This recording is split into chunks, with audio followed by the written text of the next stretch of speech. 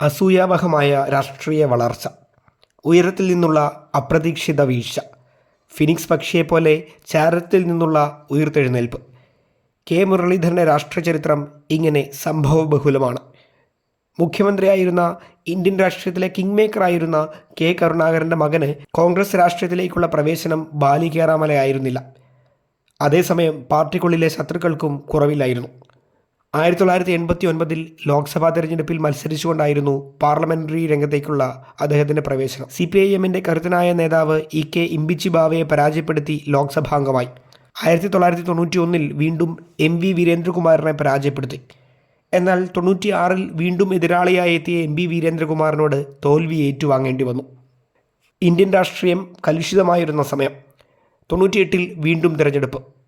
ഇത്തവണ തൃശ്ശൂരിൽ നിന്നായിരുന്നു മുരളീധരൻ ജനവിധി തേടിയത്. തോൽവിയായിരുന്നു ഫലം. തൊട്ടടുത്ത വർഷം വീണ്ടും തിരഞ്ഞെടുപ്പ്. കോഴിക്കോട് മണ്ഡലം മുരളി തിരിച്ചുപിടിച്ചു.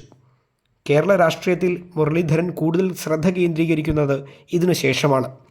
2001 അദ്ദേഹം KPCCയുടെ പ്രസിഡന്റ് പദവിയിലേക്കെത്തി. കേരളത്തിലെ കോൺഗ്രസിൻ്റെ സമുന്നതനായ നേതാവായി. അപ്പോഴാണ് മന്ത്രിയാവണമെന്ന മോഹം അദ്ദേഹത്തിന് ഉദിക്കുന്നത്. AK ആൻ്റണി ആയിരുന്നു അന്ന് മുഖ്യമന്ത്രി. അങ്ങനെ 2004 മുരളീധരൻ KPCC പ്രസിഡന്റ് സ്ഥാനം രാജിവെച്ച് വൈദ്യുതി മന്ത്രിയായി മന്ത്രിസഭയിലേക്ക് ചേർന്നു.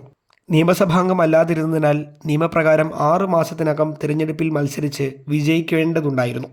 അങ്ങനെ വടക്കാഞ്ചേരി മണ്ഡലത്തിൽ നിന്നും ഉപതെരഞ്ഞെടുപ്പിൽ അദ്ദേഹം ജനവിധി തേടി. മുരളി എന്ന കരുത്തനായ നേതാവ് പരാജയത്തിൻ്റെ പടുകുഴിയിലേക്ക് വീഴുന്നത് അവിടെ നിന്നാണ്. അവിശ്വസനീയമാം വിധം ഉപതെരഞ്ഞെടുപ്പിൽ മുരളീധരൻ പരാജയപ്പെട്ടു. മന്ത്രിസ്ഥാനം രാജിവെക്കേണ്ടി വന്നു. പാർട്ടിക്കുള്ളിൽ പൊട്ടിത്തെറിയുണ്ടായി.